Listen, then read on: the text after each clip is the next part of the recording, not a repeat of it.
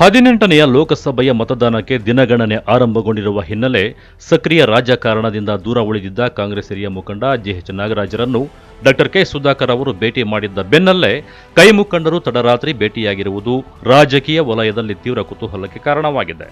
ತೀವ್ರ ಹಣಾಹಣಿಯ ನಡುವೆಯೂ ಸಹ ಕಾಂಗ್ರೆಸ್ನಲ್ಲಿ ಲೋಕಸಭಾ ಟಿಕೆಟ್ ಪಡೆಯುವಲ್ಲಿ ಯಶಸ್ವಿಯಾಗಿರುವ ರಕ್ಷಾರಾಮಯ್ಯ ಜೆಡಿಎಸ್ ಕಟ್ಟಾಳು ಆಗಿದ್ದ ಮಾಜಿ ಶಾಸಕ ಕೆಪಿ ಬಚ್ಚೇಗೌಡ ಅವರನ್ನು ಕೈ ಪಕ್ಷದತ್ತ ಮುಖ ಮಾಡುವಂತೆ ಮಾಡುವಲ್ಲಿ ಯಶಸ್ವಿಯಾಗಿದ್ದರು. ಇದನ್ನೇ ಅನುಸರಿಸಿದ ಡಾಕ್ಟರ್ ಕೆ ಸುಧಾಕರ್ ಶತ್ರುವಿನ ಶತ್ರು ಮಿತ್ರ ಎಂಬಂತೆ ಜಿಎಚ್ ನಾಗರಾಜ್ ಅವರನ್ನು ಭೇಟಿ ಮಾಡಿ ಆಶೀರ್ವಾದ ಪಡೆದು ಸಹಾಯ ಕೋರಿದ್ದರು. ಇದರಿಂದ ಗಾಬರಿಗೊಳಗಾದ ಎಂಎಸ್ಆರ್ ಕುಟುಂಬ ಹೈಕಮಾಂಡ್ ವಿರುದ್ಧ ಮುನಿಸಿಕೊಂಡಿರುವ ಜಿಎಚ್ ನಾಗರಾಜ್ ಅವರ ಕುಟುಂಬಕ್ಕೆ ಹತ್ತಿರವಾಗಲು ಬಯಸಿರುವುದು ಜಿಎಚ್ಎನ್ ಅವರಿಗಿರುವ ಕಿಮ್ಮತ್ತನ್ನು ತೋರಿಸಿದೆ.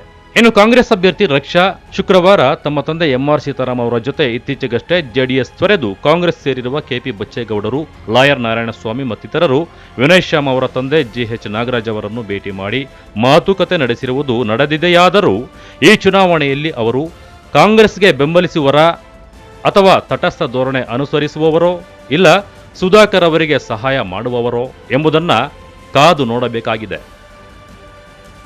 ಕಳವರ Arun, MM TV news, Chikkaballapur.